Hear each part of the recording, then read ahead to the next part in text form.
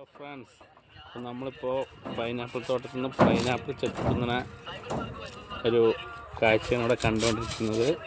നമ്മളിതാ നല്ല വിളഞ്ഞൊരു പൈനാപ്പിൾ എടുത്തിട്ട് ഇങ്ങനെ ഭായിമാരുടെ കത്തിയൊക്കെ എടുത്തിട്ട് ചെത്തിക്കൊണ്ടിരിക്കുകയാണ്. ഇതാണോ നല്ല സൂപ്പർ പൈനാപ്പിളാണ്. ഇതൊക്കെ കണ്ടോ, കാണുന്നില്ലേ? നല്ല വിളഞ്ഞ പൈനാപ്പിളാണ്. അപ്പം അതിൻ്റെ മുള്ള് ചെത്തിയിട്ട് പിടിക്കാൻ പാകത്തിന് ആക്കിയിട്ട് നമുക്ക് ചെത്താം. കണ്ടോ, ഇതാ നല്ല അടിപൊളി സൂപ്പർ മധുരമുള്ള പൈനാപ്പിളാണ്. ചെത്തി നമുക്ക് തിന്ന് നോക്കാം.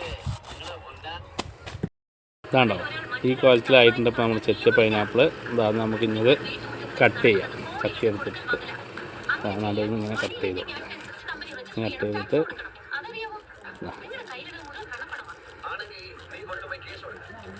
നന്നായി ചെത്തിയിട്ടുണ്ട്. നമ്മൾ അതിനൊരു പീസ് എടുത്ത് കഴിച്ചോ. ഒരു പീസ് എടുത്തിട്ട് ഇതാണ്ടോ, നല്ല മധുരമുണ്ട് കേട്ടോ. ഇതാണ്ടോ, നല്ല മധുരമുള്ള വേണം. അപ്പോൾ ഇതാണ്ടോ, നന്നായിട്ടുണ്ട് അടിപൊളി. ഒരു കഷ്ണം നിങ്ങൾ കഴിച്ചോളൂ. അപ്പോൾ നമുക്കിപ്പോൾ പൈനാപ്പിൾ തോട്ടത്തിലെത്തിയിട്ടുണ്ട്. പൈനാപ്പിൾ തോട്ടത്തിൽ പൈനാപ്പിൾ വിളഞ്ഞിരിക്കുന്നത് കാണിച്ചു തരാം. അതൊക്കെ നമ്മുടെ പൈനാപ്പിളാണിത്. നല്ല മൂത്ത് പാകമായ പൈനാപ്പിളാണ്. ഇനി ഇതിന്ന് വെട്ടുമ്പോഴാണ് ഈ പൈനാപ്പിൾ അടിയിൽ 2 മുള്ള അല്ലെങ്കിൽ 1 മുള്ള കളർ കയറിയിട്ടുണ്ടാവുള്ളൂ. ഇതിൻ്റെ വെട്ടിക്കഴിഞ്ഞ് 1-2 ദിവസത്തിനുള്ളിൽ ഇതിങ്ങനെ മെല്ലെ മെല്ലെ പഴുത്ത് വരികയാണ് ചെയ്യുക. ഇതാണ്ടാവുക നമ്മുടെ പൈനാപ്പിൾ തോട്ടമാണ്. ഒരു കാടിനുള്ളിലാണ് പൈനാപ്പിൾ തോട്ടം. അതൊന്ന് കാണിച്ചു തരാം. കണ്ടോ, അവിടെ കാണുന്നുണ്ടോ? വലിയ മല ഇതൊക്കെ കാണുന്നുണ്ടോ? അതിൻ്റെ അവിടെയാണ് പൈനാപ്പിൾ തോട്ടം ഉള്ളത്.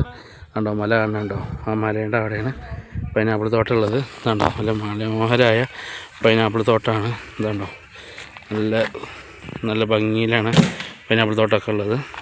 അവിടെയൊക്കെ വെയിൽ കൂടുതലായതുകൊണ്ട് കണ്ടോ, പച്ച നെറ്റിട്ടിട്ട് കണ്ടോ മറിച്ചിരിക്കുകയാണ്.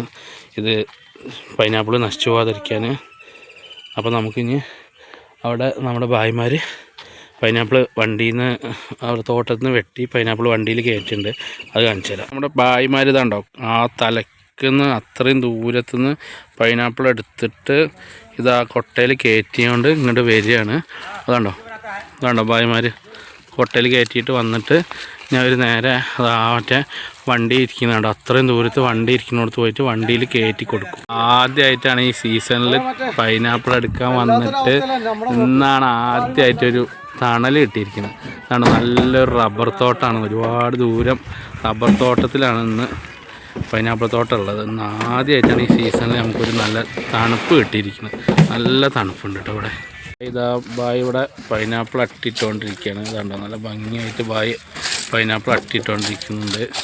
അപ്പോൾ അതാണ് നമ്മുടെ വണ്ടിയിൽ ലോഡ് ചെയ്ത് കഴിഞ്ഞ് ഇനി നമ്മൾ വേബറിച്ച് പോയി തൂക്കിയിട്ട് നമ്മൾ ഫുള്ള് ലോഡാക്കിയിട്ട് നാട്ടിലേക്ക് തിരിച്ചു പോകും. നമ്മുടെ ഭായിമാർ ഇതവിടെ ഉണ്ടാവും.